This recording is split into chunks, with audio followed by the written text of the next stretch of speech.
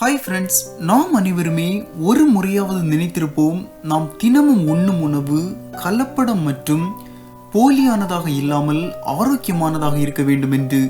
ஆனால் நம்மில் எத்தனை பேருக்கு கலப்படம் இல்லாத உணவுகள் கிடைக்கிறது என்றால் அது மிக குறைந்த அளவிலாகத்தான் இருக்க முடியும்.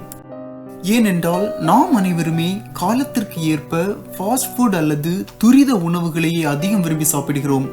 ஆனால் இந்த துரித உணவுகள் ஆரோக்கியத்திற்கு நல்லதா அல்லது கலப்படம் மற்றதா என்று யாருமே சிந்தித்து பார்ப்பதில்லை. அதேபோல் நாம் பயன்படுத்தும் எல்லா பொருட்களிலும் கலப்படம் மற்றும் போலித்தனம் என்பது மிகவும் சாதாரணமாகிவிட்டது.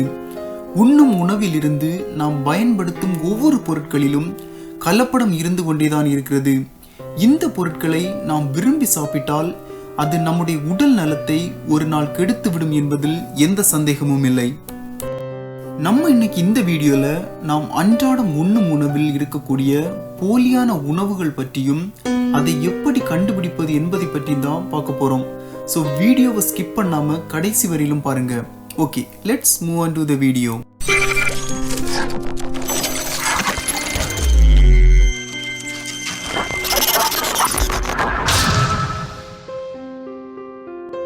ஓகே, வீடியோக்குள்ள போறதுக்கு முன்னாடி நீங்க இந்த தமிழ் பார்வை சேனலை ஃபர்ஸ்ட் டைமா பாக்குறீங்கன்னா சப்ஸ்கிரைப் பண்ணுங்க, வீடியோவை லைக் பண்ணுங்க, ஷேர் பண்ணுங்க, கமெண்ட் பண்ணுங்க. Number 1, plastic rice. நம்முடைய ஊர்களில் அனைவருக்குமே அரிசி தான் முதன்மையான உணவாக இருந்து வருகிறது. நம்முடைய நாடு அதிக விவசாயிகளை கொண்ட நாடாக இருந்தாலும் ஒரு சில நேரங்களில் காலநிலை மாற்றங்களால் நாம் உற்பத்தி செய்யும் அரிசி நமக்கு போதுமானதாக இருப்பதில்லை. இந்த நேரங்களில் நாம் என்ன செய்கிறோம் என்றால் பிற நாடுகளிடமிருந்து அரிசியை இறக்குமதி செய்கிறோம். குறிப்பாக சைனாவில் இருந்துதான் அதிகமான அரிசியை நாம் இறக்குமதி செய்கிறோம். சைனாவில் ஒவ்வொரு ஆண்டும் பல லட்சக்கணக்கான டன்ஸ் அரிசியை உற்பத்தி செய்கிறார்கள். ஆனால் நாம் இறக்குமதி செய்யும் அரிசி உண்மையிலேயே நிலத்தில் விளைந்ததாக இருப்பதில்லை. மாறாக அது பிளாஸ்டிக்கால் செய்யப்பட்டதாக இருக்கிறது. உங்களுக்கு கண்டிப்பாக தெரிந்திருக்கும், இந்த பிளாஸ்டிக் அரிசியை நாம் சாப்பிட்டால் அது எளிதாக செரிமானம் அடைவதில்லை. அது மட்டுமல்லாமல் இந்த பிளாஸ்டிக் அரிசி நம்முடைய உடல் நலத்தையே கெடுத்துவிடும். ஓகே, இப்போ இந்த பிளாஸ்டிக் ரைஸை எப்படி கண்டுபிடிக்கிறது என்பதை பற்றி பார்க்கலாம்.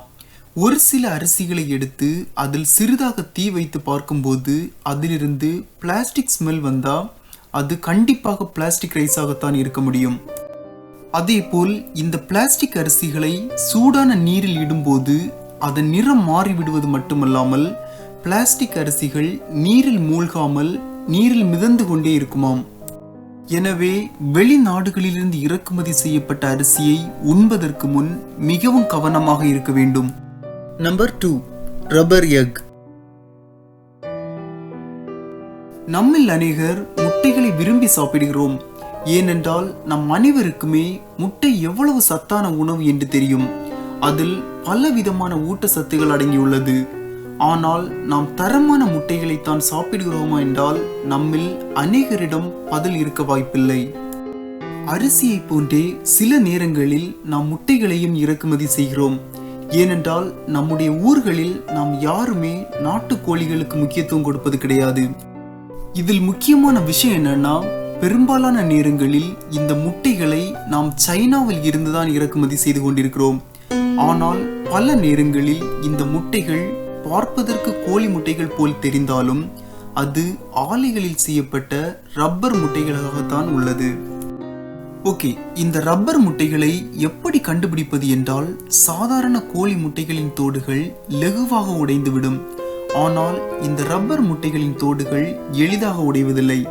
எனவே இனிமேல் நாம் முட்டைகள் வாங்கும்போது மிகவும் கவனமாக இருக்க வேண்டும். Number 3, table salt. உப்பு என்பது நம் அனைவருமே பயன்படுத்தக்கூடிய ஒரு முக்கியமான பொருள். பொதுவாகவே உப்பு நம்முடைய ஊர்களில் இயற்கையாகவே தயாரித்து கொடுக்கிறார்கள். ஆனால் ஒரு சில நேரங்களில் நாம் இயற்கையான உப்பை பயன்படுத்தாமல் பாக்கெட்டுகளில் அடைத்து வைத்துள்ள உப்பை பயன்படுத்துகிறோம். பாக்கெட்டுகளில் அடைக்கப்பட்ட உப்புகள் சாதாரண உப்புகளை விட மிக குறைந்த உவர்ப்பு தன்மையை கொண்டுள்ளது. இந்த உப்புகளை அதிகமாக எடுப்பதால் நமக்கு உணவு குழல் எரிச்சல் மற்றும் நெஞ்சு வலி போன்ற நோய்கள் ஏற்படுகிறது. எனவே பாக்கெட்டுகளில் அடைத்து வைத்துள்ள உணவை தவிர்ப்பது மிகவும் நல்லது. Number 4, honey.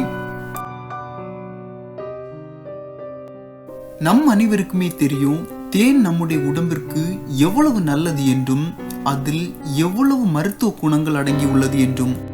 ஆனால் இதிலுள்ள மருத்துவ குணங்களை பெற நாம் பயன்படுத்தக்கூடிய தேன் கண்டிப்பாக கலப்படம் இல்லாமல் இருக்க வேண்டும்.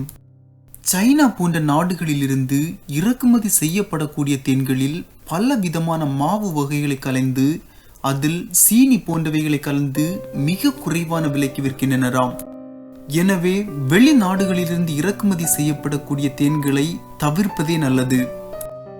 ஓகே ஃப்ரெண்ட்ஸ், நாம் எந்த உணவுகளை சாப்பிட்டாலும் அதன் தரம் மற்றும் கலப்படம் இல்லாமல் இருப்பது மிகவும் முக்கியமானது.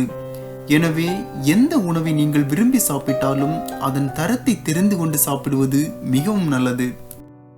ஓகே ஃப்ரெண்ட்ஸ், இந்த வீடியோ உங்களுக்கு கண்டிப்பா பிடிச்சிருக்குன்னு நினைக்கிறேன். இந்த வீடியோ பிடிச்சிருந்தா சேனலை சப்ஸ்கிரைப் பண்ணுங்க, வீடியோவை லைக் பண்ணுங்க, கமெண்ட் பண்ணுங்க, ஷேர் பண்ணுங்க.